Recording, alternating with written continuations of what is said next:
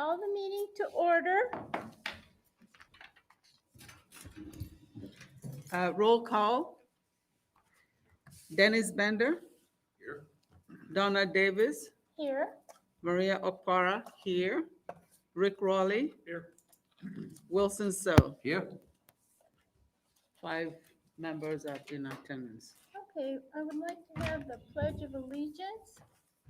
And the flag is here, and we would all stand.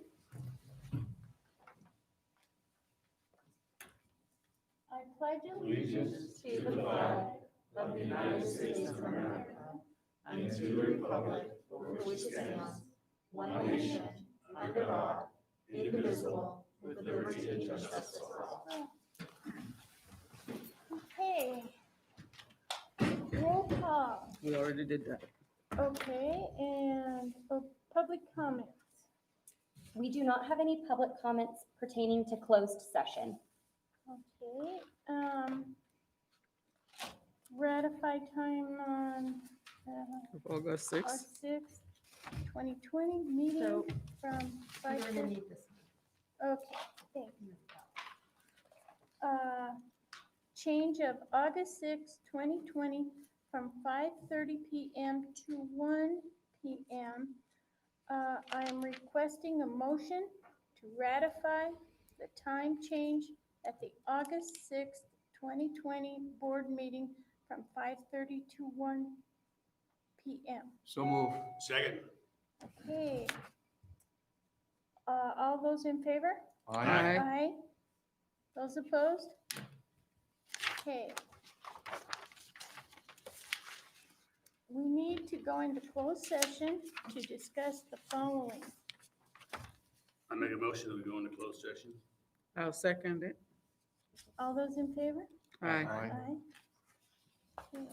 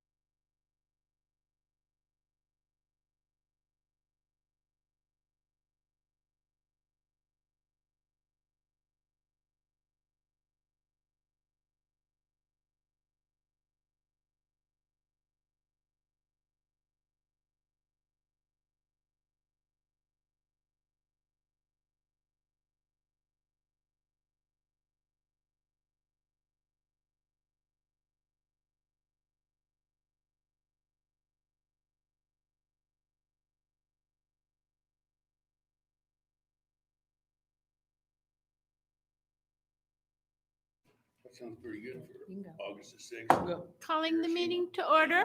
9 Pledge of allegiance. Read that book. Pledge. Countdown to Pledge of 1945 Pardon? by Wallace. Go do the pledge. Unbelievably good. Mhm. Yeah. Countdown to Yeah. 1945 Yeah, okay. by Wallace. The guy that's on- Let's, I will lead the pledge again.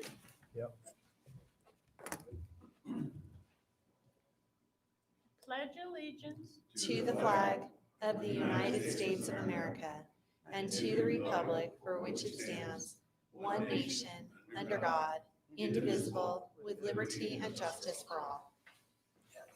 Short chapter, so the reason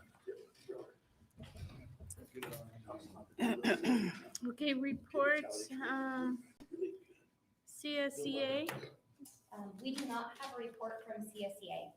thank you. Apple Valley Teachers Association, I do have a report. thank you. This was submitted by Ms. Christy Croft.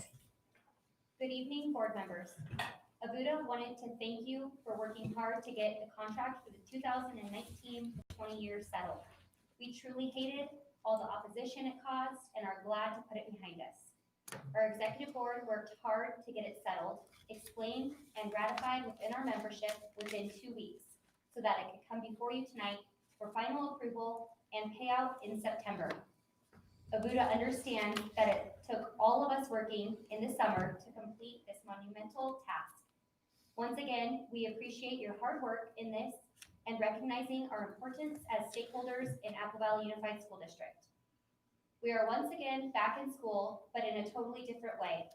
I want to thank the negotiation teams from both Apple Valley Unified School District and AVUSD for making it possible at the last minute to get everyone back at work, and for the curriculum and IT people for making it possible. It takes a village, and all of us at AVUSD are working hard to make virtual teaching a reality.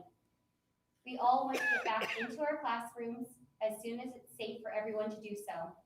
Let's face it, we miss our students and classrooms, and seeing and teaching them virtually does not feed our inner teacher soul. We still have a ways to go with various IT issues, apps not working, Chromebooks not being enough tech for live teaching, but AVUSD is keeping us updated as things are being fixed and ordered. We just ask that you keep checking in on all of us. It is a lot on the teachers, almost like starting over as a brand new teacher and having to relearn things. So they are very overwhelmed, and adding more things to them concerns me. I have spoken to Miss Nelson and she seems to get this, so I think we will be fine. On a positive note, there are some amazing things going on virtually, and if you have time, try and see if you can volunteer to lead a group or read a book in a virtual classroom. I know I am, and the teachers will appreciate all of the help they can get. Thank you for your time and caring about the teachers. Have a great night. Thank you.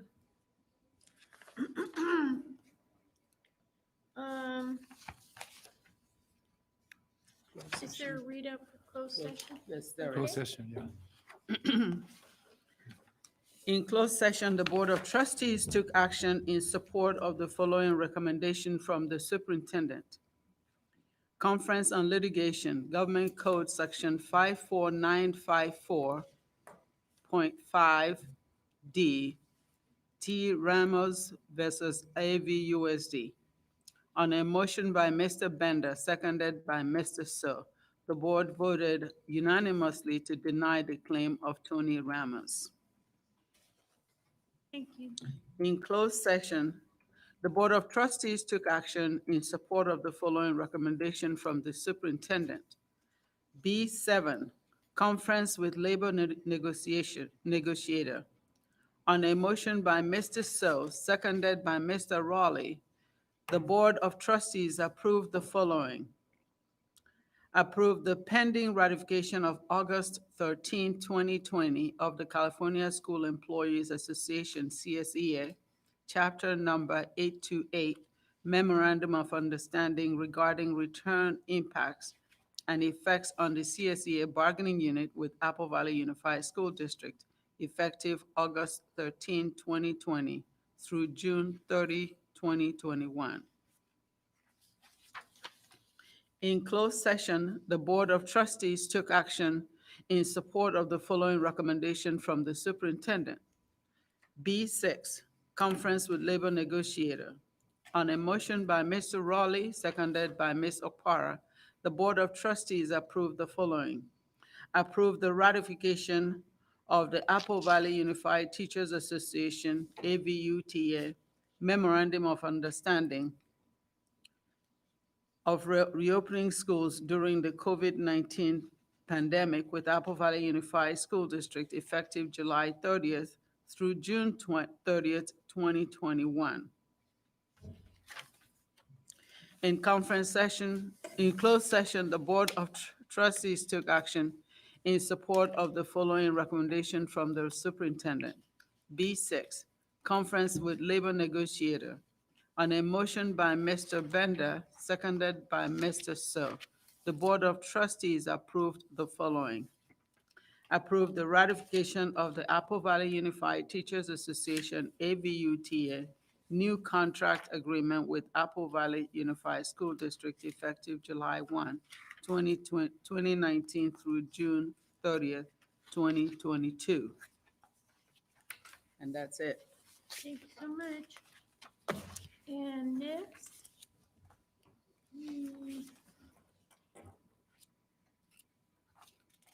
That's, Adoption of the agenda. yes, adoption of the agenda.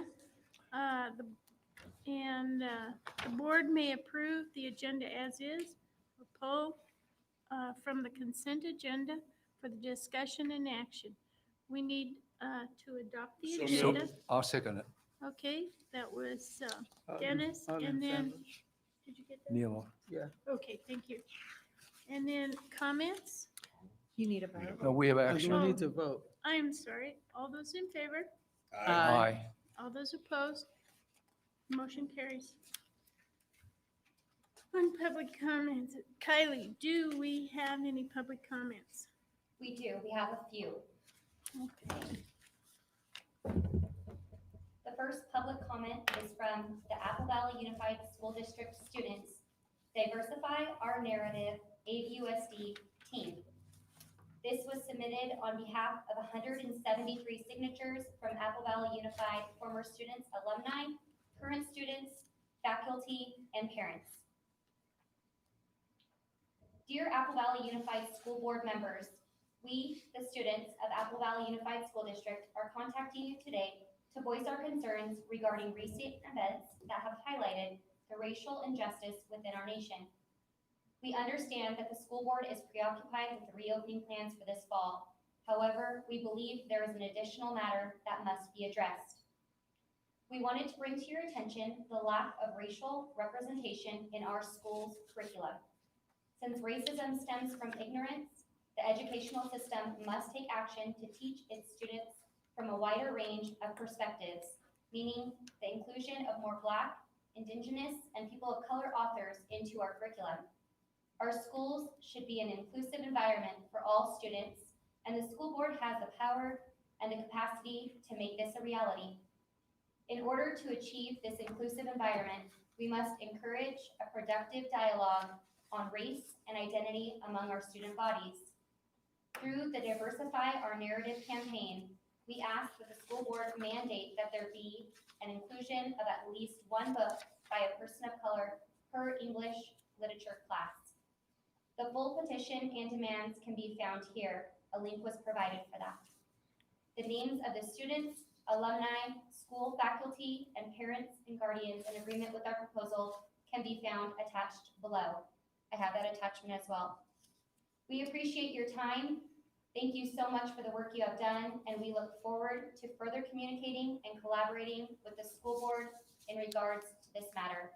Sincerely, the students of Apple Valley Unified School District. Thank you. The next one is from Jonathan Unger. Hello, Apple Valley Unified School Board members.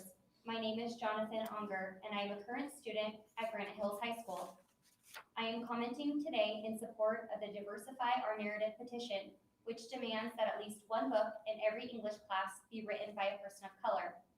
I stand in support of this because it is very important in the name of history and literature, which are often paired together in education plans, to hear the voices from all perspectives, especially those who have been oppressed throughout our country's history, as well as that of the world, not just those in power.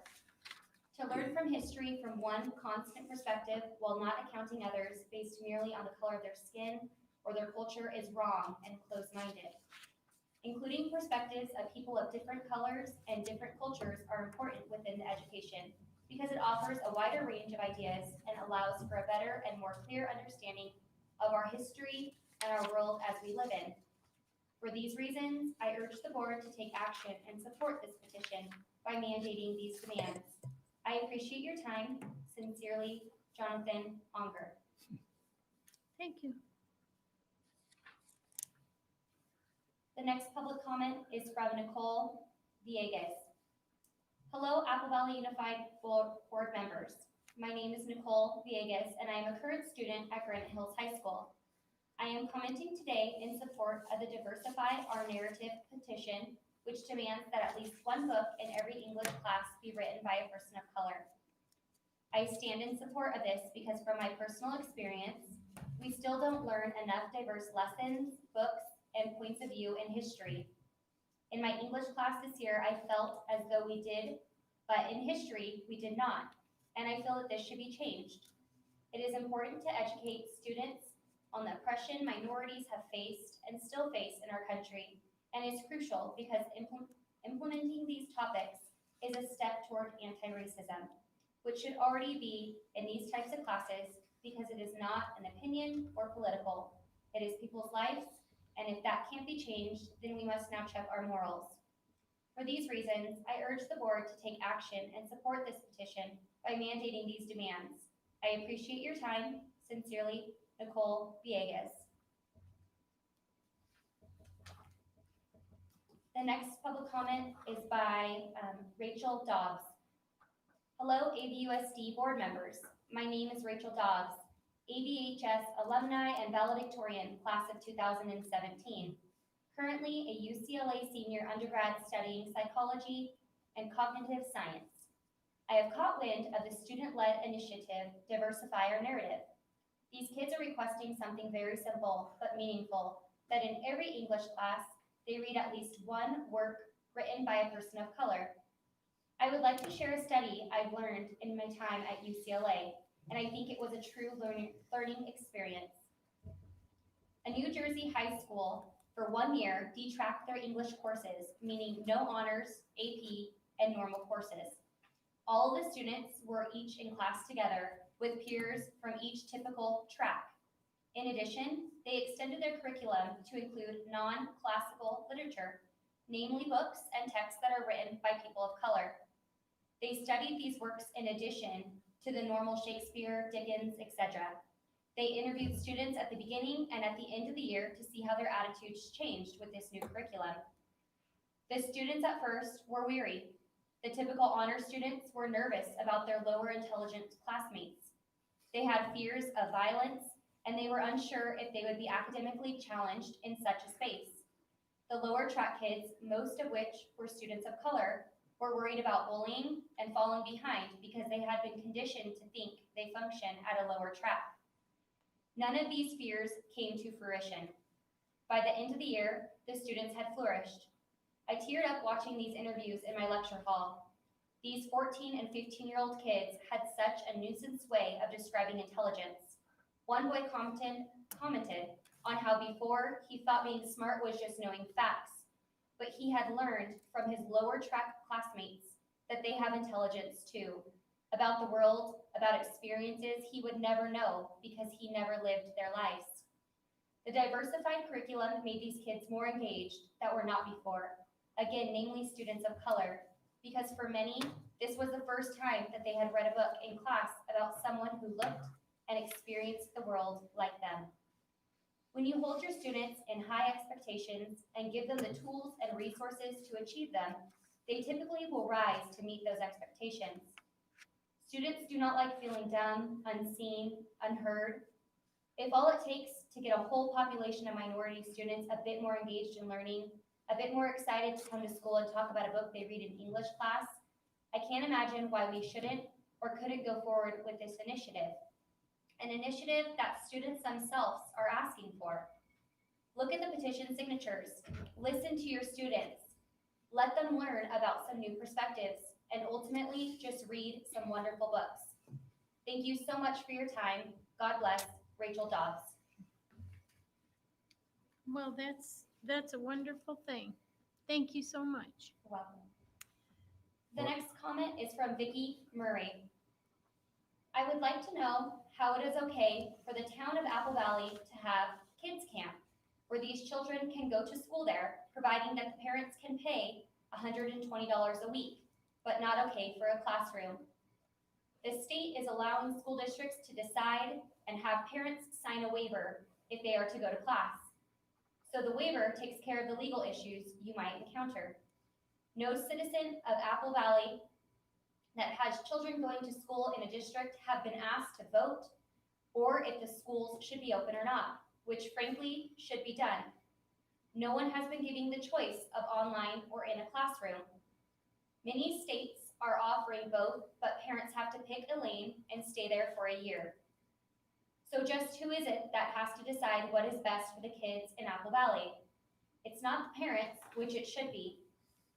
The school board is elected by the citizens to represent them concerning a system. This was not done as it was not asked of the parents what they wanted to see happen. So just what is it that is driving your decision? I will be listening for an answer at the meeting.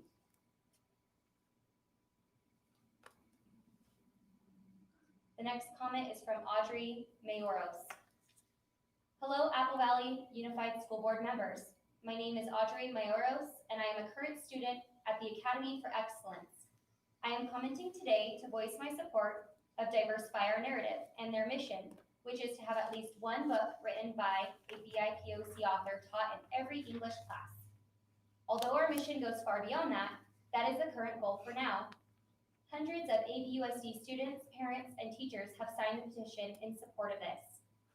I am in support of this because although I am white, I have seen family members participate in injustice towards BIPOC, and it is sickening to see what's happening within our own homes. Change needs to happen. It is not acceptable to teach texts that only highlight the white experience and have students on campuses saying the N-word. I am not a person of color, so I will never know what it is like to be discriminated against due to the color of my skin. But I am a queer woman, so I know what it feels like to be called slurs and discriminated against due to something you cannot control.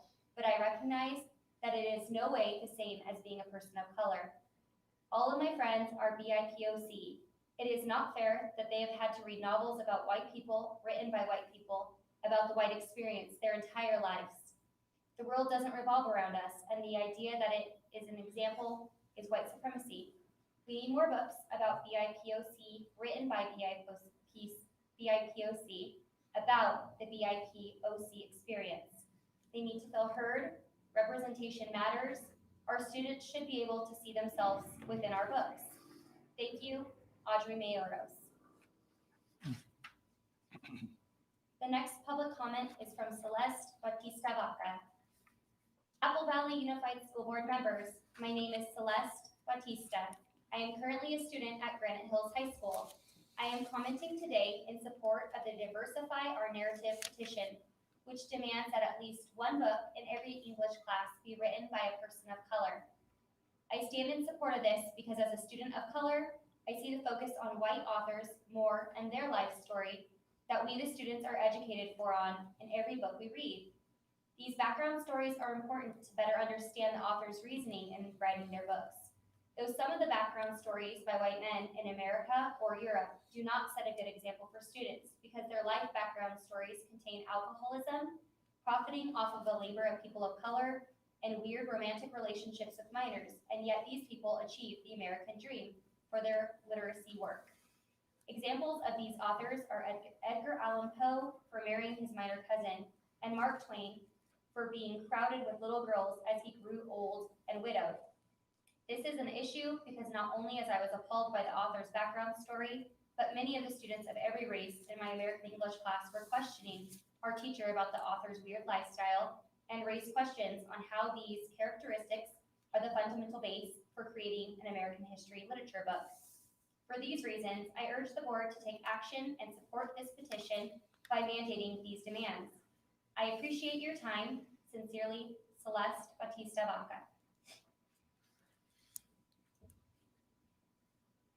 The next public comment is from Jason Kim. To the Apple Valley Unified School District Board, my name is Jason Kim, and I am an alumni of Granite Hills High School, class of 2018. I'm also a former student at the Academy of Excellence. I am reaching out to share with you that I wholeheartedly and unabashedly support the Diversify Our Narrative DON initiative. When I began college 2 years ago, being in a new environment where the different and similar people helped me to become more comfortable with who I am, while also pushing me to think more deeply about who I want to become. I began a journey of learning about who I am. What are the focuses that shaped my life this far? Who do I think I am? Who do I want to become? One realization that catalyzed this process was the shame I felt about being Asian American. A lot of my insecurities and resentments towards my family and friends were deeply rooted in my desire to disassociate myself from what beliefs or characteristics of Asians. My desire to erase a part of my identity arose in part of me because I never learned about Asian American identity in school or saw people who looked like me on the media. Throughout my time in high school, my English teachers assigned books written by white authors more than 95% of the time, and my history teachers blurred historiography with their own political agenda rather than trying to give us an objective account of historical events without any convenient omissions. And when did I see Asian Americans on the media? It was stereotypical or a neutral depiction at best. This is why I wholeheartedly and unabashedly support the DON initiative.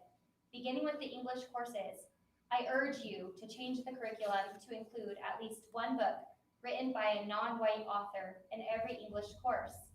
I am certain that had I read even just one book by an Asian American author, I would have grown up feeling more proud of my identity. Thank you for your time.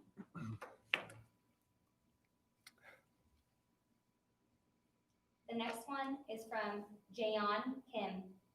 Dear Apple Valley Unified School District Board, my name is Jayon Kim, and I am currently a senior at the Academy for Academic Excellence and a former student of Granite Hills High School. I wish to both voice my support for the Diversify My Narrative petition, and I urge you to recognize the change that is needed in our curriculum. If we take a look at the books we read on our English courses, we can clearly see that the majority of the books are written by white authors. Why is that? The experiences of people of color in the United States is also the American experience. So why are we not learning from their perspectives as well? Our educational system has the ability to create a more inclusive environment by educating students with diverse texts and varying perspectives. Therefore, adding more books written by people of color into our English literature curriculum is crucial. So today, I ask you, the Apple Valley Unified School District Board members, to stand with the students of Apple Valley and commit to making our community a better place for all, not just because we expect it from you, but because you know it is the morally right thing to do. Thank you. The next comment is from Maria Toscano. Hello, my name is Maria Toscano, and I am a parent of a high school senior at Granite Hills High School. We are asking for a more inclusive English and history curriculum that would include more contemporary literature written by people of color and indigenous authors. Today's political climate should make you ask yourself if you are doing enough. I think it is clear that schooling has a more than significant effect on youth, and it would not only be irresponsible, but immoral to ignore the struggle of minorities in America when you have the power to encourage, educate, and cultivate an accepting generation. The last public comment is from Valeria Toscano. Good afternoon. My name is Valeria Toscano, and I am a senior at Grant Hills High School. It has come to my attention that almost every book I've read in school was written by an Anglo-Saxon person.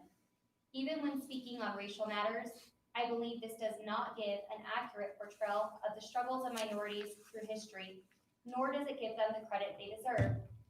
Since there is a lack of historical Black literature, we are asking for more contemporary works that will not only highlight authors of color, but also speak to modern problems faced in today's society. Please consider being part of the change and educating students on racial issues. Thank you for your consideration, Valeria Toscano. Thank you. Thank Thank you. you.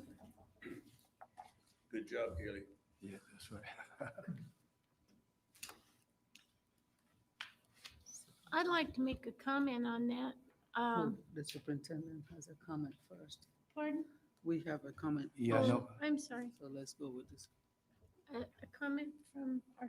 The superintendent You got a whole comment is section on next. comments. you got a whole board Board superintendent comments. comment. Okay. Comment. Okay. So I just want you as board members, first of all, I will ask staff to contact the parent that did the public comment regarding the town's access to childcare versus our ability as a district to provide in-person schooling, governed by different requirements under the California Department of Education.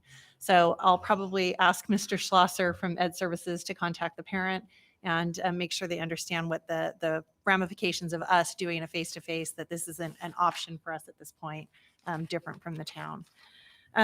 Second, I'd like to address a couple things that have come up in the past. I, first of all, want to thank Cabinet for taking on the board meeting the last time in my absence, and the board for allowing me to be with my father-in-law as he passed. I know there was a question regarding students and needs for psychologists maybe supporting them. And I just wanted to let you know that with all of our psychologists back, we certainly will do outreach from all of our school sites. It won't specifically be our psychologists. It most likely will be our counselors and our administrators and teachers. If we elevate those things and there is a need to go down the pathway of school psychologists, we will certainly do that. Mr. Schlosser's department and Mr. Wheeler's student services department has reviewed a program called Care Solace that is being utilized by several school districts. And during COVID-19, with some of the CARES Act funding, we are able to purchase some licenses for that, which gives us direct access to counseling and mental health services immediately for our students. And this is 24 hours a day, 7 days a week. Wow.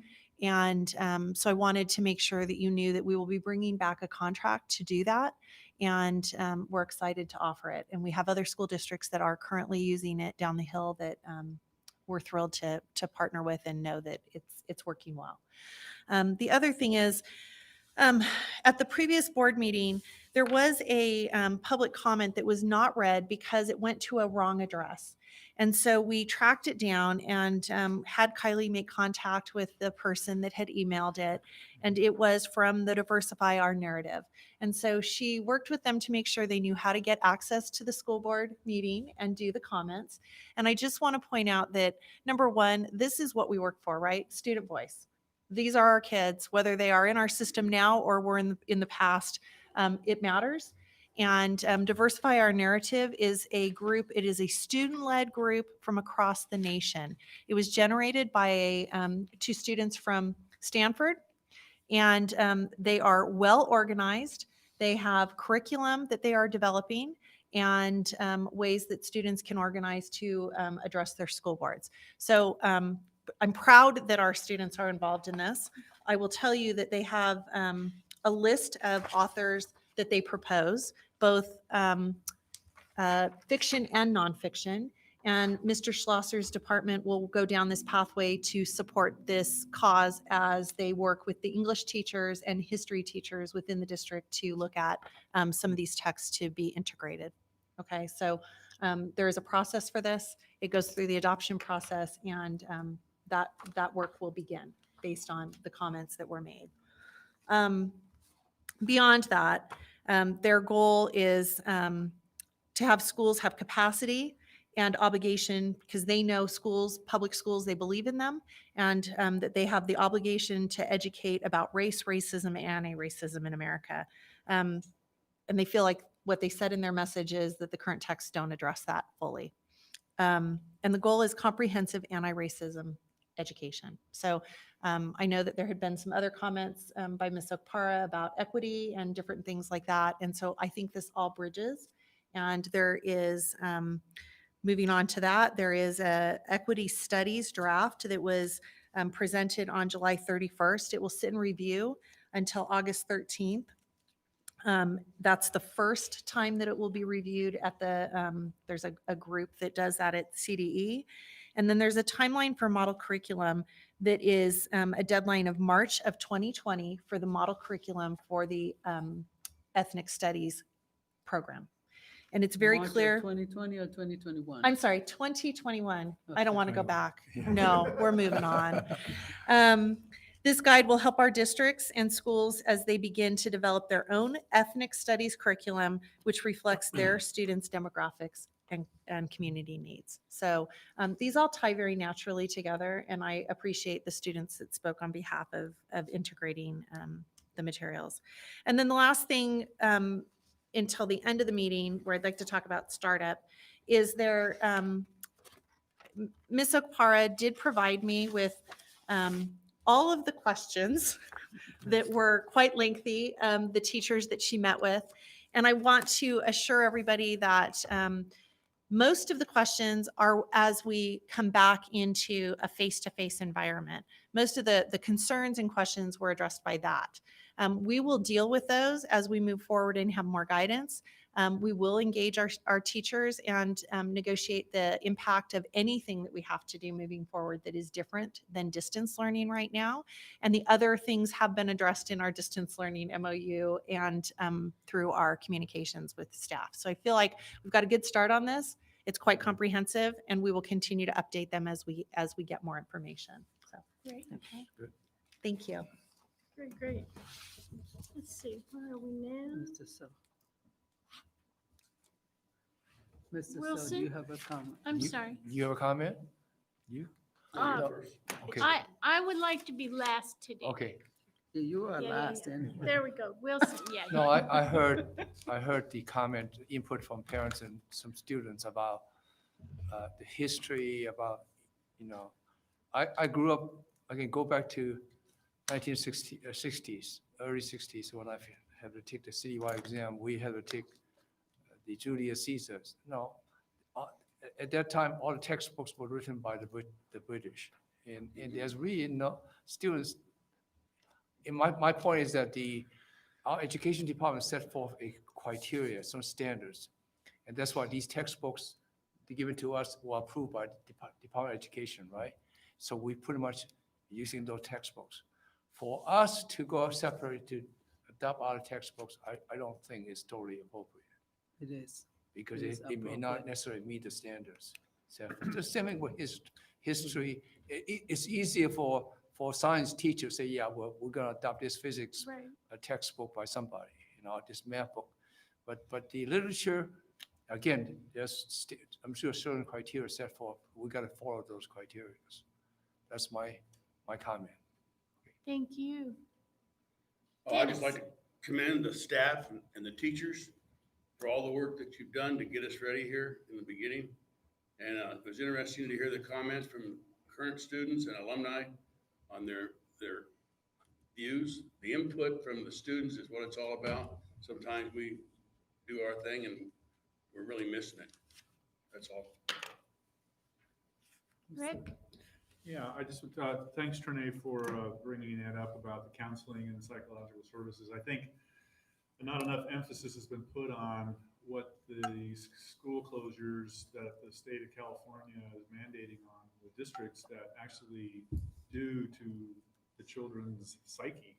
I think there's a lot of damage that's being done. Kids need interaction. They need interaction with teachers. They need interaction with other kids. And I think that as time goes on, we're going to see more and more kids or children having issues. And the fact that we have the counselors and psychologists on board, I think we really need to use them. It really concerns me. I've seen it personally in my family and other families as well on what these closures are doing. So keep us posted. I will. Do whatever it needs to be done. Yeah. What the resources we have. Right. Hopefully, by the first of the year, we can get back open. So, thank you. Maria? It's me. Yes, Well, ma'am. I have to say that I'm really impressed with all of our staff for taking this journey, which is a little bit uncharted territory. Rocky. And, bit. but they're taking the journey and they are willing to step outside of what they normally do in a normal situation to assist each other. So they're rising to the occasion of being a village, and they help each other along the way. Having said that, I do beg to disagree with my colleague who says that the government determines the textbooks and we just go with it. Our goal in education is to have students who are critical thinkers. And so these children have critically thought about where we have been in education, and they have stepped up to say, this is no longer okay. And I do absolutely respect that. And I wish we didn't have to come to that. But for a minority child to constantly learn about every other person but themselves leaves a lot for them to take. And for them to figure it out when they go to college, that there was some instruction they should have received, but did not receive it because we are going with what the government said. It's no longer okay. A child needs to know their history. They need to be comfortable in their history to be able to stand up and speak on their history. The state superintendent of public instruction has had, I think it's four forums where he has been advocating ethnic studies. And he says ethnic studies ought to be taught at the high school level. But there are districts that are offering them as low as in the junior high level.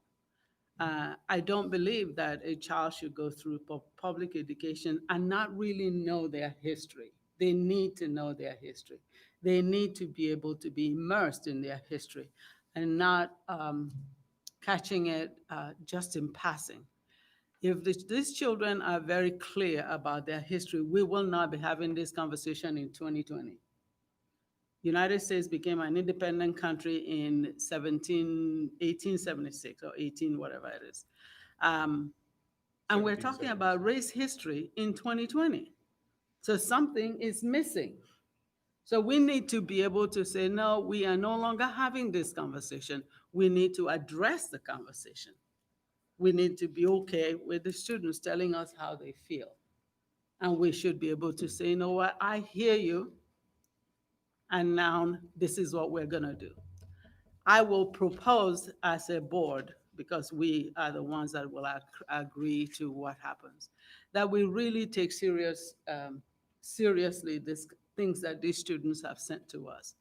Our job is to educate them, but not to educate them on falsehoods. We need to educate them on what is a fact. This is a fact, this is a history, this is a story, this is what you need to know. But on top of that, we also need to address implicit bias. We need to address how do we as individuals feel about each other. And how we feel about each other determines how we teach it. If I feel that somebody who is of a different ancestry is not smart enough, I will present the instruction in real watered down level. I'm a teacher by profession, and I'm a teacher. I was born a teacher. I think I was definitely determined to be a teacher and to teach in the understanding that what I don't know, I will go out and search it out. And what I know, I will tell you what I know, and you're welcome to teach it to me. So as a district in Apple Valley, in the year 2020, we need to take the front row seat of saying, we hear you, and this is what we're gonna do. And I'm not gonna take what the state says that we should be reading and say that's okay. It's no longer okay. The world has changed. We need to go with the program and change what the world is saying.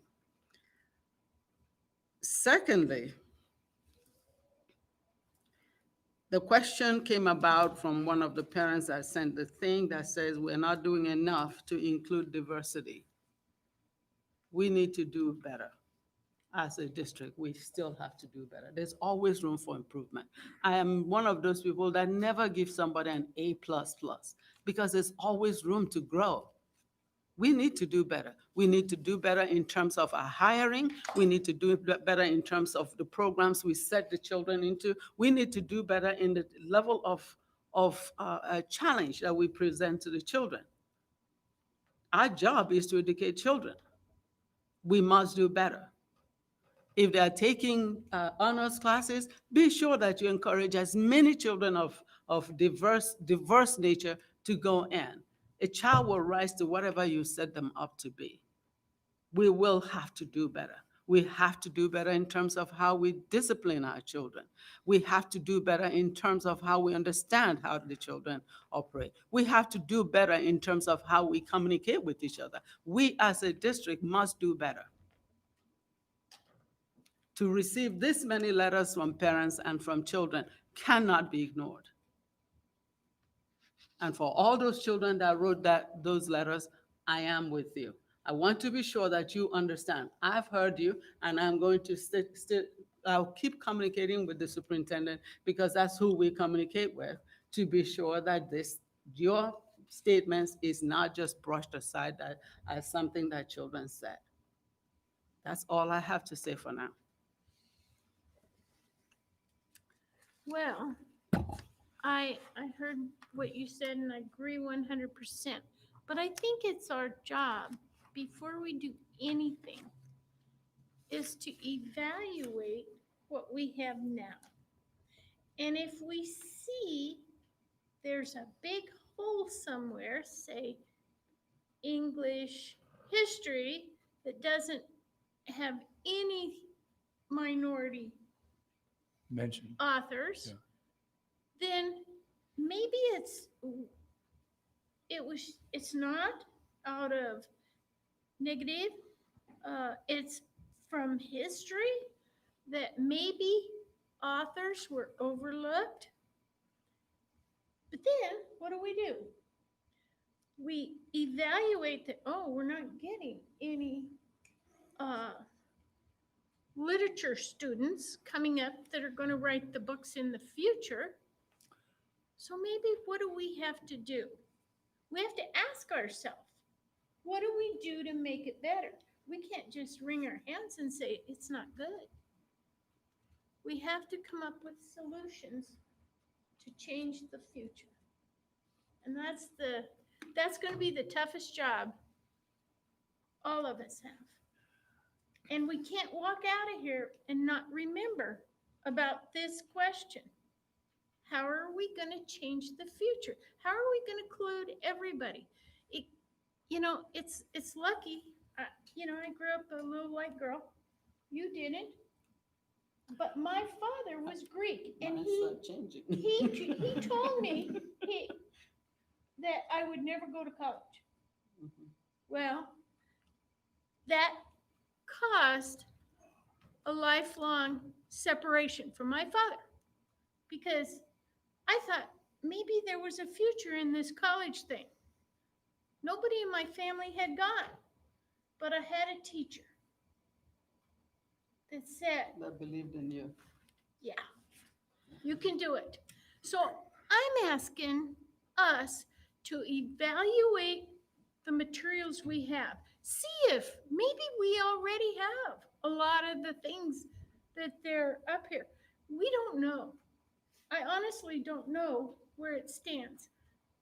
But if it doesn't meet the needs that we need to fill, we need to change. Well, That's it. Donna, can I jump in? Man, let's get over it. Patrick's department is in charge of the textbooks. My thinking is, I'm not saying that, I'm listening to the comments. I mean, address literature and history a bit, okay? On the literature books, maybe if there's qualified listing from the State Department, there are authors by African-American authors. We certainly put forth those lists of books to the teachers for them to select, to give to have students read that. But in terms of history, it's become very complex. Yeah, I agree. The African-American contribution to American history definitely needs to be addressed. That has not been really, even I have heard from Chinese, Asian American School Board Association, they say, oh yeah, we need to teach the history about Chinese Asian Americans building the railroad and working in the mines. I didn't say anything, it just depends on who's writing those histories, right? And maybe in our curriculum, we can have our teachers in our districts at the high school level say, maybe they need to mention some of these contributions. What Mr. Bennett is an AP history teacher, so. Mr. Bender was a history teacher. Yeah. And was one of the best my children ever encountered. All my 4 kids have. But I have to say, though, that the history that we present in our schools, or whatever literature we present in our schools, is not just about white America. It is not just about Black America. There are very distinct ethnic groups that participated. There is the Chicano American, there is the Asian American, there is the Indigenous American, there's a Black American, there's a white America.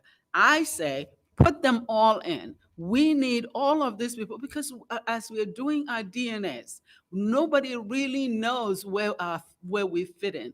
But these children need to know what their ancestors contributed or didn't contribute.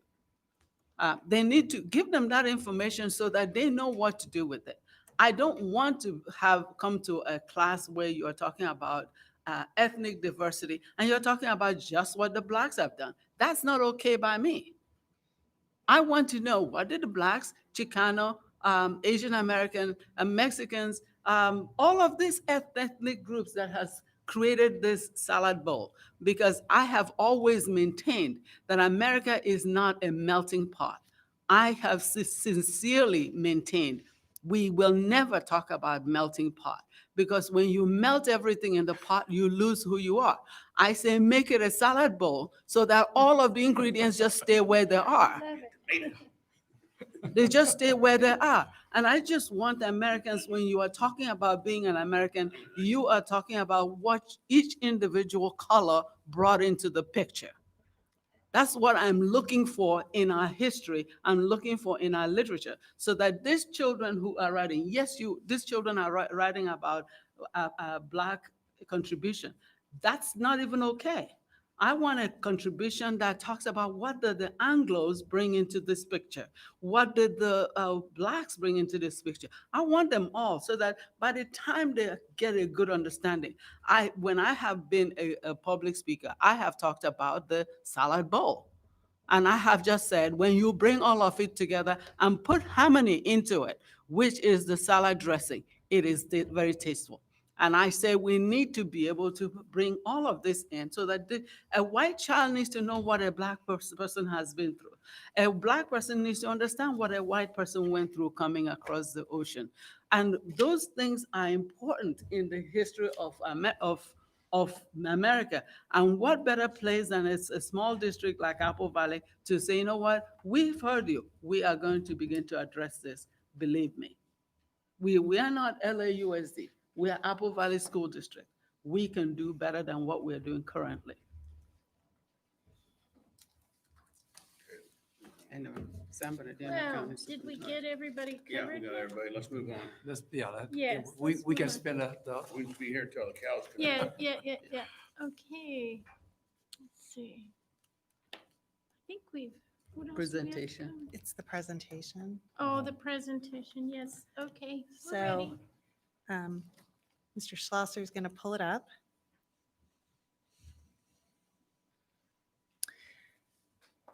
Sorry, That's gotta do it okay. one Do- more time. While you're It said it while was you're in getting here. there, this is in reference to the question regarding the complaint filed.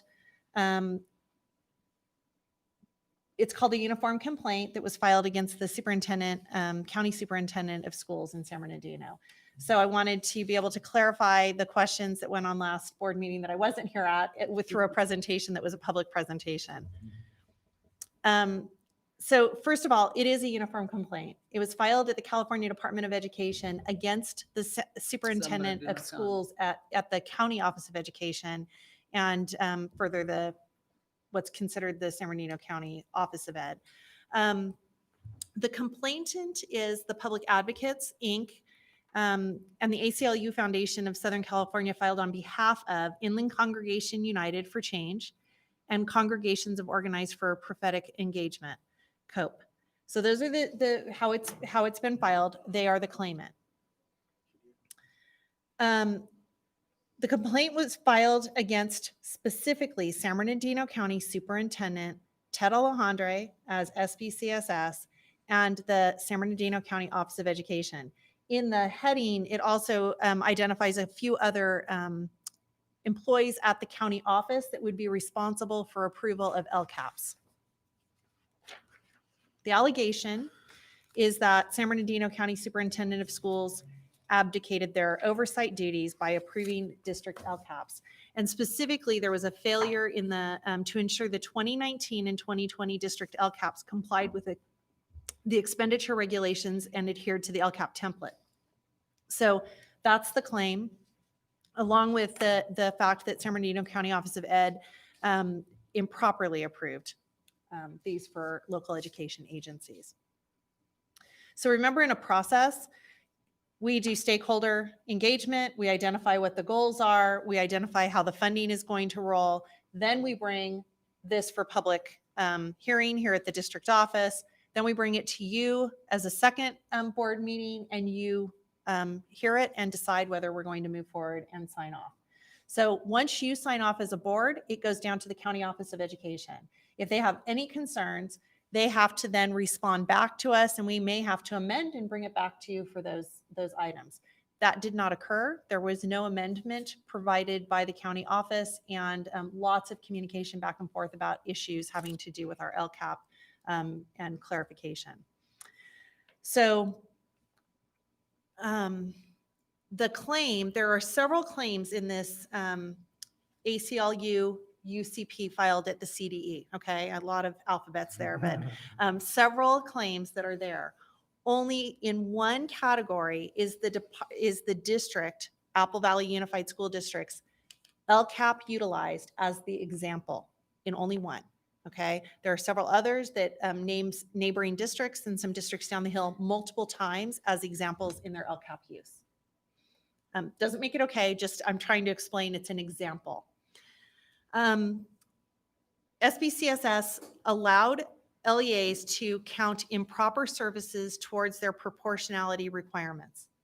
The example allowed LEAs to spend funds for high-need students on law enforcement. So for us, that is what the example was. They utilized our LCAP goal that expanded our police department above our base as one example of many that utilized those funds to spend on a police department, okay? And with clear direction from the county that we had the ability to do so as above base, okay? Because the expansion by our stakeholders was to serve students at other campuses beyond just high school, but to do intervention at the elementary level and get support there as well. The primary accountability mechanism for protecting the LCFF equity principles, they are to ensure the districts properly increase or improve services for high-need students and do so with sufficient transparency. There was a press release which caused attention to our district, okay? This would not have, in fact, I sent an email to all board members on July 7th. at 2 o'clock. I looked in it was about 2:30 in the afternoon on July 7th, my first day back in the office.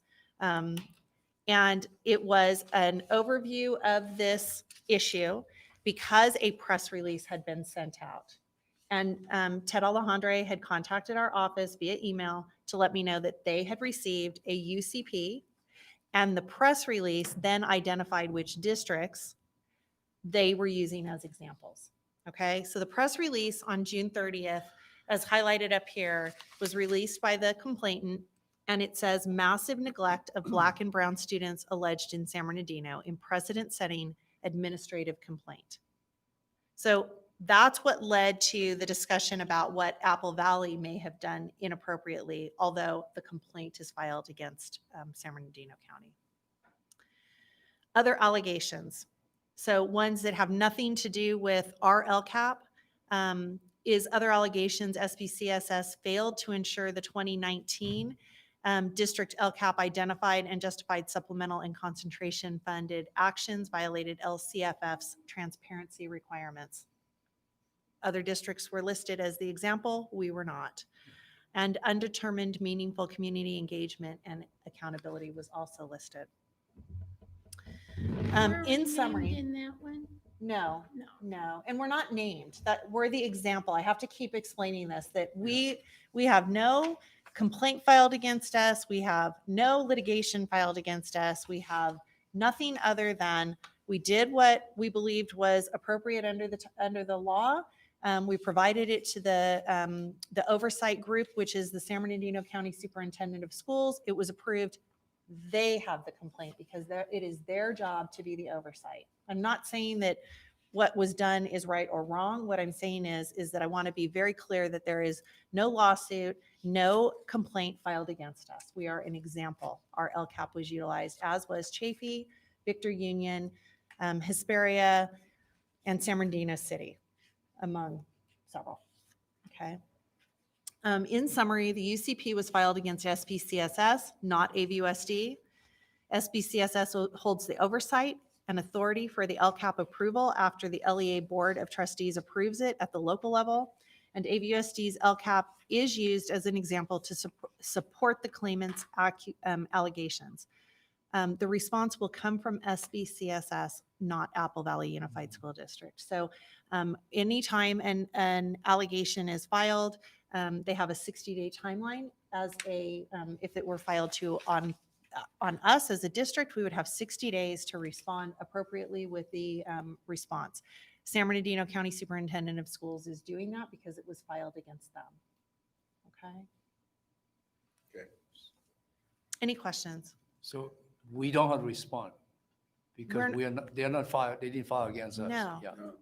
So it's No. clear. Good. I think that the press release is what caused some of the anxiety because of the way it was released, and it drew attention differently than because people read it with a context of it's been filed against certain districts. So let me ask this question then. Apple Valley School District's LCAP gave the authority to extend your expenditure to the police to use that information on whatever it is that they have, that the allegation is. The question that I have is, that funding was supposed to cover ways to help the minority students, right? No. I'll let Pat talk about it. It's supplemental and concentration funds. It's not minority students. It's the specific categories that he can explain, which Okay. I may understand have the question minority though, and I students there. appreciate the But fact because when I'm reading the actual thing that they have here, so that's why I'm their trying. allegations. That's yeah. the allegation, that this is the fund that was intended for closing the discipline gap for Black students and students with disabilities. So the question that I have, if that is the fund to close the discipline gap between Black students and minority students, what role did the police play here for that closure? Because that's what the fund is supposed to be used for. Yeah, I think what you're talking about is their premise. Correct. Let me tell you the premise we're Because we operating on. haven't seen the response portion of it. I'm just looking at this. And I haven't either, and I probably won't until it's public. I don't Okay. believe any of us will. Right. The response will not be provided to me Yeah. unless, because we are not the respondent. Okay. But I can tell you just some underlying principles that generate the supplemental and concentration grant calculation is not based on our discipline rate or number of students in those categories, but rather students are socioeconomically disadvantaged, our count of students who are English learners, and our foster youth.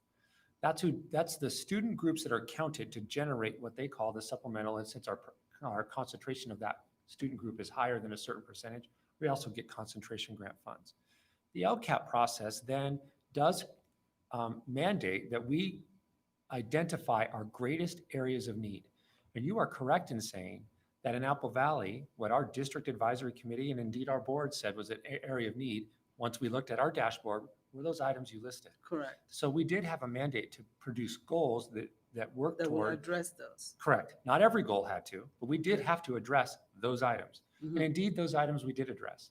Increased counseling, greater number of counselors in each school setting, the PBIS program and other efforts to train staff to use different kinds of methods for classroom management, for example. And the list goes on, right?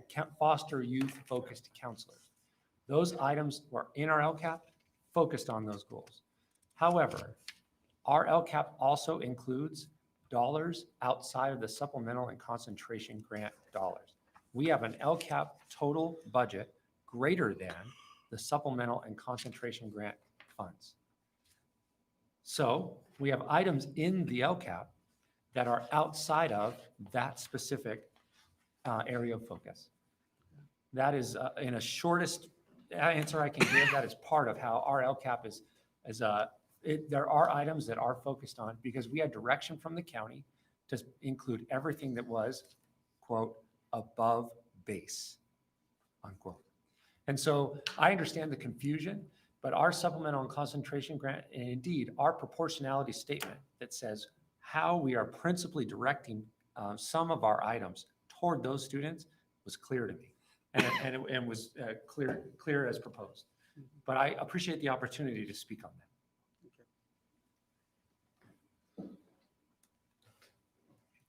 So we okay on? I'm good.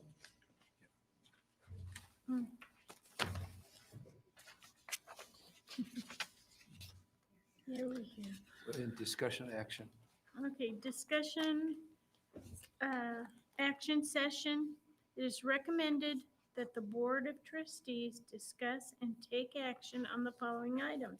Number one, mutually agree on no more than one candidate for the 2020 California School Boards Association Delegate Assembly runoff for subregion 16B. Yeah, Donna, if I can explain, all of us in San Bernardino, I'm on the 16B, all the 33 districts, okay? The other one we cover Inyo County.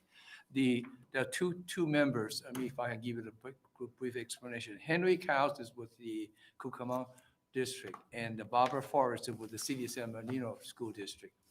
The City of San Bernardino School District is big enough. They are over 230,000 students, so they do not get elected. They're like, I got elected by all 33 districts. But the San Bernardino City Unified, they appoint their members on delegate. Apparently this lady wasn't appointed and she wants to be on it, so she ran. So my recommendation is to support Henry Cowles. Because they already- I look at the body of work that they submitted as what they've done. These two candidates, what they have done, No.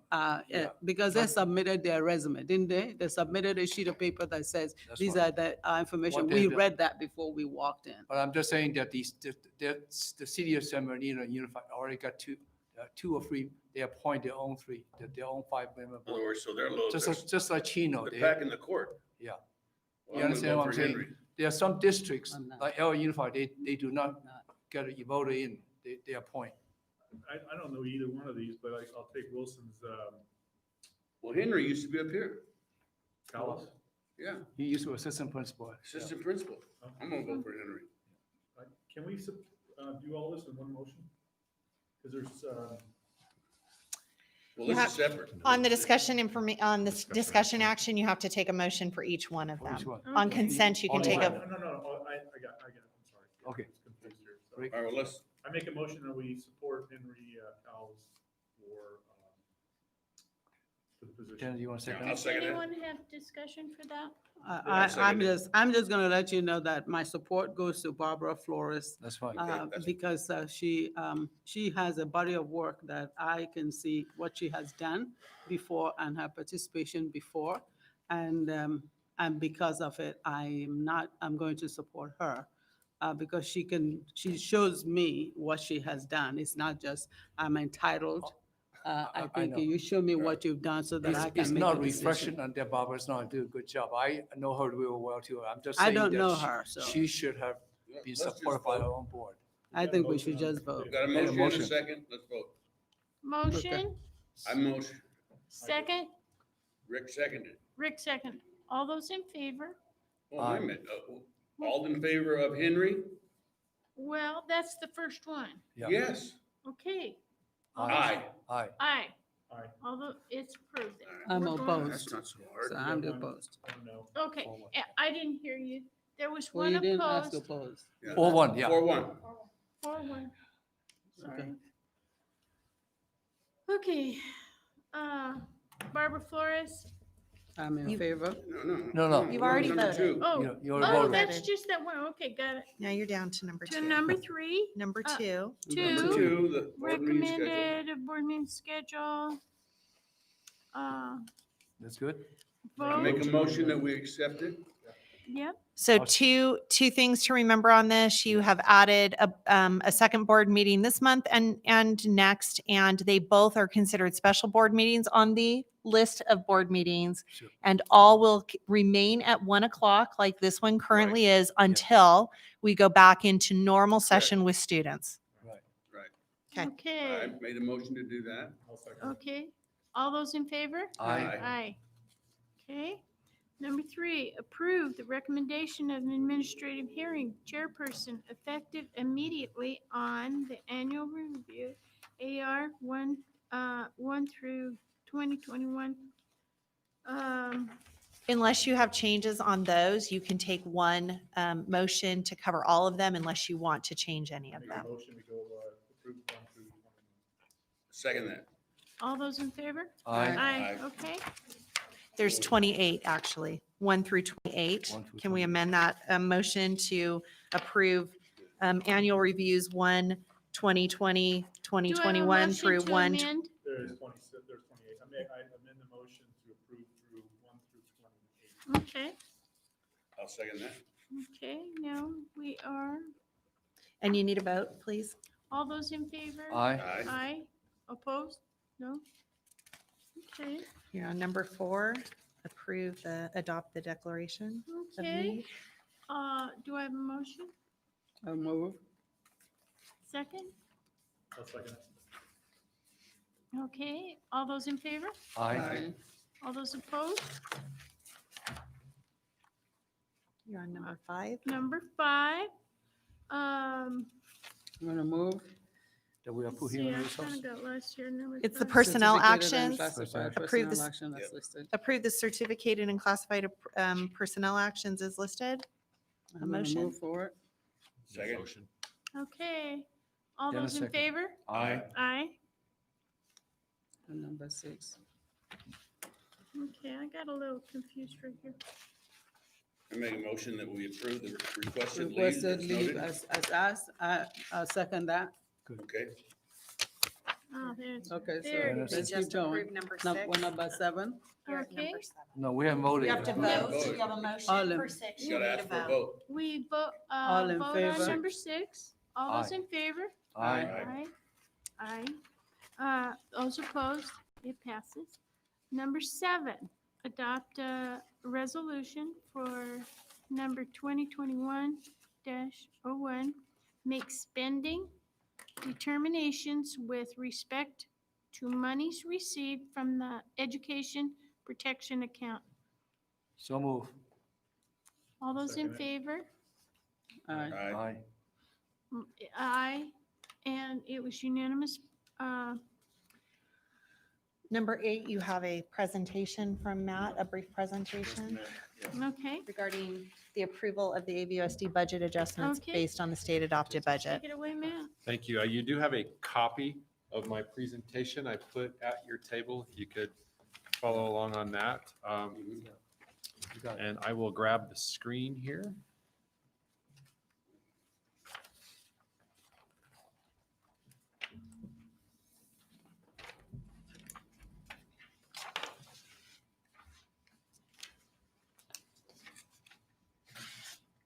Hey, and it worked.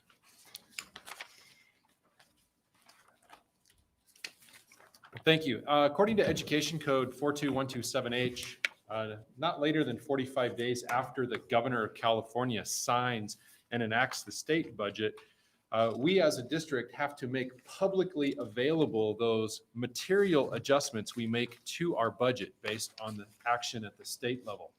The 45-day deadline to make those adjustments publicly available is August 13th, hence why we're having the conversation this evening. So some comparisons, or actually just to talk really quick, we adopted our budget June 11th, 2020, 18 days before the state adopted their budget. So the information we had to act upon was the information that Governor Newsom released in his May revision.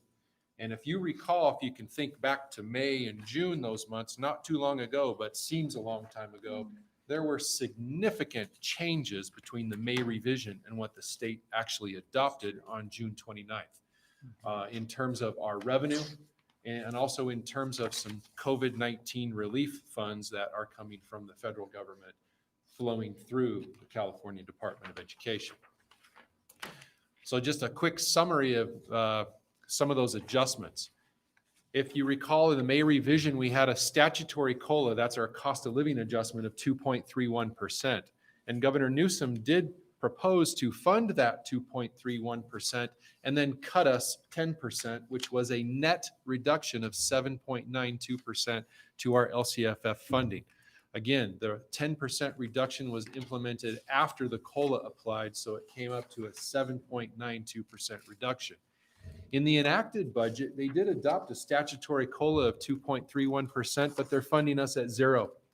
In fact, they're funding us at the same level we were funded last year for LCFF funding. So it's a hold harmless at the 1920 levels. So I didn't put it on here, but I do want to mention, back in January, the governor's initial proposal when the California national economy was trucking along, doing great, we were expecting LCF revenue in this year of approximately $139 million. The May revision cut that to 125, but the state enacted budget brought us up to last year's levels at 135. Still $4 million less than we were expecting back in January based on the governor's initial budget proposal, but much better than May. However, not listed on here because it's not a budget item are the significant cash deferrals we will experience this year, which will cause us to borrow cash to be able to make payroll and pay our bills as we move throughout this particular fiscal year. More revenue highlights. In the CARES Act and the COVID-19 relief funding, there were some changes from the May revision to the state enacted budget and even very recent, just to align and clarify the federal monies that are flowing to the state of California and then what the state of California is providing to us from those federal monies. We have three federal pots, the ESSER, the CRF, and the GEAR, which will flow to us under federal resource codes. The CRF funding is flowing to us under what's called an unearned revenue. We do not get the cash until we spend the money. So we have to spend it first. We file an expense report, and then the feds send us the cash. So that is another problem with our cash flow. And also that 10.3 million there of CRF funding must be spent by December of 2020. So we have, what's left? 5 months. So we have to spend it fairly quickly. The ESSER and the GEAR have different requirements. And what the governor did also is we have some state COVID-19 relief fund. They're calling it general fund relief. That is some additional federal money that flowed to the state, but they are giving it to us as state funding, a little more unrestricted. So our net federal revenue adjustment from the May revision to the state enacted budget, to our current budget, is a $1.6 million adjustment up in federal revenue through all those alignments and clarifications. The state relief, and also we restored some state categorical reductions. I'm sorry, the governor restored some state categorical reductions. So we also have a state revenue adjustment. About 1.1 of that is the federal money that flowed to the state, but we're getting it as state revenue. And then some of our categorical programs were restored. So we do have a positive adjustment on our state revenue side of about 1.6 million. On our local revenue line in our budget, we had to reduce our AB 602 special education revenue because the SELPA, our local special education local plan area, changed their projections. So we reduced that revenue by about $800,000 based on the SELPA projections. On the expense side of the budget, I do want to stress that we have been talking about some settlements with our employee groups. None of those are in our budget currently because when this was prepared, they had not been approved. So they do not appear in our budget at this point. As we work more towards the unaudited actuals in the first interim, all those changes will be incorporated and those adjustments made on the expenditure side of our budget. Books and supplies, we have a significant adjustment in our books and supply lines because in a federal unearned revenue program, when you book the revenue, you have to book corresponding and balancing expenditures.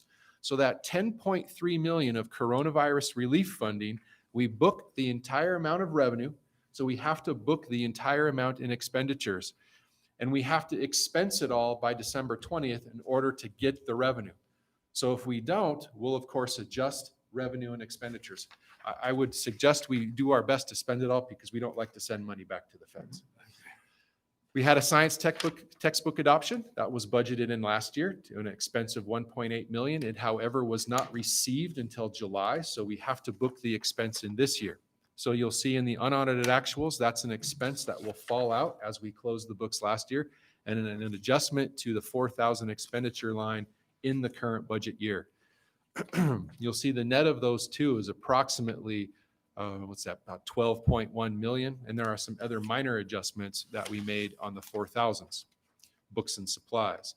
In services and other operating expenditures, we did have a large cabling project in our IT department that was not complete. So some expenses that were originally budgeted in the previous fiscal year will not be recognized until this year. So we had an upwards adjustment in some expenditures for some IT projects. Those are the material adjustments, both on the revenue side and the expenditure side on our budget. And of course, my recommendation at this point is for the board to approve those budget adjustments as identified in the presentation.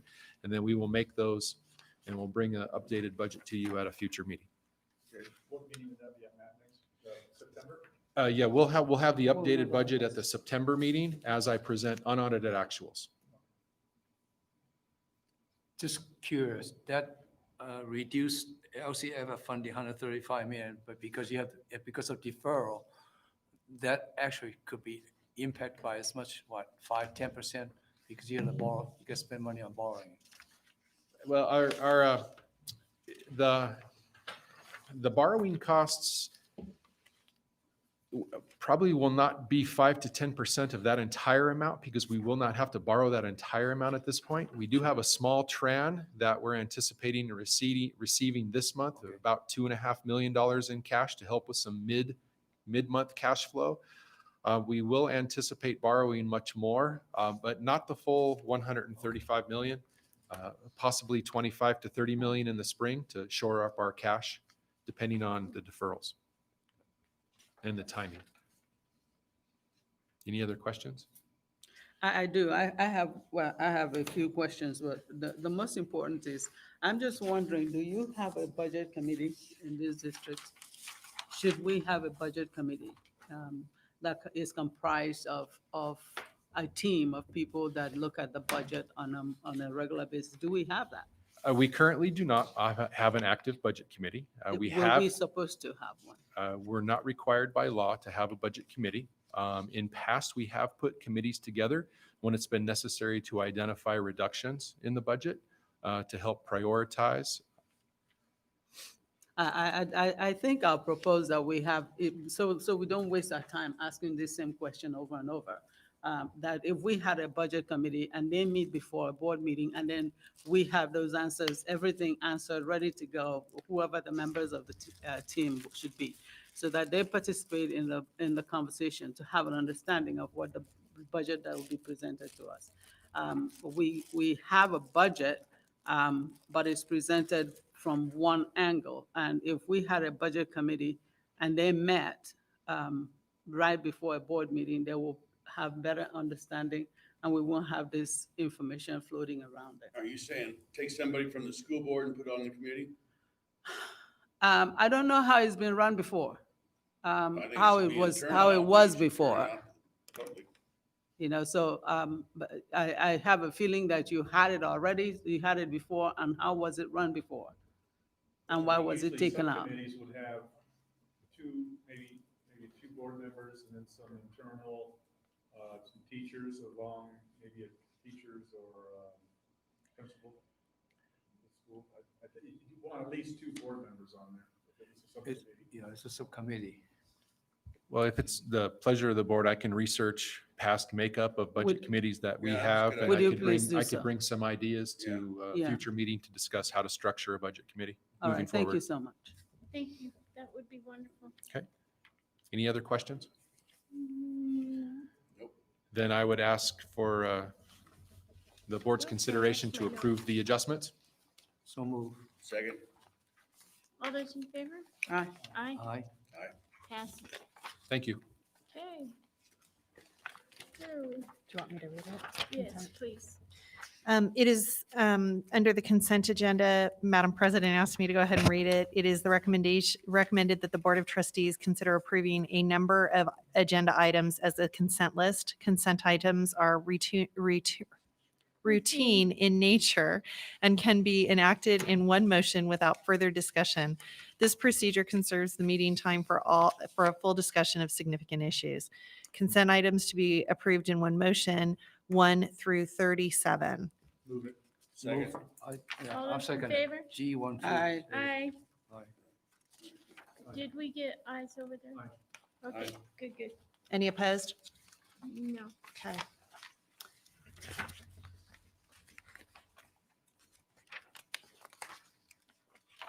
Okay. And then you are to Comments. public comments? Haley, any public comments? Were there any public comments? No public comments? And then superintendent comments. I just want to publicly state that I am so pleased with the group of teachers, classified, administrators, all that came together to get this opening under a distance learning model. I know in my own home, my high school child thought that I should stay home his first day of distance learning, similar to delivering him to kindergarten. And I told him that wasn't possible. He was going to have to figure it out and text me if he needed help. But it takes a bunch of grace. I'm going to tell you, this group all needs grace and patience. And a teacher reminded me that we need to have faith in our system, faith in our teachers, faith in our classified staff, and faith in our system to deliver on the needs of the students in this community. And so I'm respectful of that, and I am proud to lead this district in this horrible time where we would much rather have welcomed back our students yesterday morning. So in a different mode, out in front of schools. Renee, I only know it's only day 2 of being online, but maybe by next board meeting, could you give us an update on the participation percentages? and Absolutely. Issues that we're finding that I did notice in the letters that came out to the students that, there's going to be follow-up to the homes that aren't participating. There is, yes. And we actually have a student voice who talked about our platform and he sent me an email. And so he's going to let us know how the first full week of distance learning from the high school perspective went, and is pleased to do that for us. So I think we'll continue to get some of those things, but we will definitely have data for the next one. Yes. Absolutely. Mr. So, I don't have a, Mr. Bender, No. Mr. Raleigh, No. Maria, Ms. Final Okpala? question, could you find out how many of ethnic textbooks that are currently in our curriculum that you're using? Are you asking for textbooks or supplemental materials? Are you talking Material, like the Supplemental. reading, the the actual books that? reading that you have in your English or in your history that you already have, so that we can have an idea of why the students are all saying that this needs to be an inclusive environment. Did you get my question? I think I You're looking for understand your question. titles. I'm You're looking for for titles and authors, Yes. potentially. I know that there's a book that teachers, students struggle with, and I have gone to some of the schools to explain what it means when they read Things Fall Apart, because the content is not clear. And I personally don't think that should be good enough literature, because it's not talking about Blacks in America. They're talking about Blacks in Nigeria. And the names do not match what they need to have an understanding for.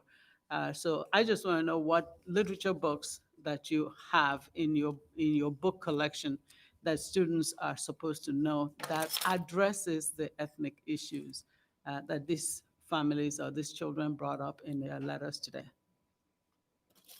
Thank you. It's my turn, and I have news for y'all. My husband retired after 52 years. And Congratulations. yeah, and, Congratulations. I mean, we were baby when he started working, and he has purchased a motorhome, and he has invited me to go with him on big trips in the future. And because of that, I will not be running for the school board next year. So it's a good story, sad story, but it's the story. Congratulations, Donna. It's a good story. Congratulations to both you and See the Mike. world. I About think field That's what you work for. That's what you work for. It's a lifetime of field trip. For calendar purposes, just want to make sure that all of you know that we have a district advisory committee that will be on a virtual district advisory committee, because that's the only way we can meet right now, on August 17th. So if you are interested, we can be sure that you have the link to that. Well, Donna, you'll probably have much more fun going across Oh, the yeah. country in the motorhome than sitting in these meetings. Yeah, think? No, it's been a wonderful part of my life. I've been in education since I got to California. I taught at Apple Junior for 30 years. Then I taught, it's just been one long education road. And my husband is anxious for me to go with him on this road That's good. trip. So, but I love you all, and I wish you still gonna be well. here a few more months. Don't Yes, forget. yes. You're not But I done. wanted you to think about, who And- you would Yeah, like yeah, you to. may change your mind. I'll talk to Mike. Congratulations. Yeah, he loves you. Because I'm gonna talk He- to Mike. Yeah. Well, I'll He see. can quit. So you guys need to make a motion to adjourn. I We make need a that. motion we, Vamonos. I'll second it. All those in favor? Aye. There you go. Okey doke. Anything to sign?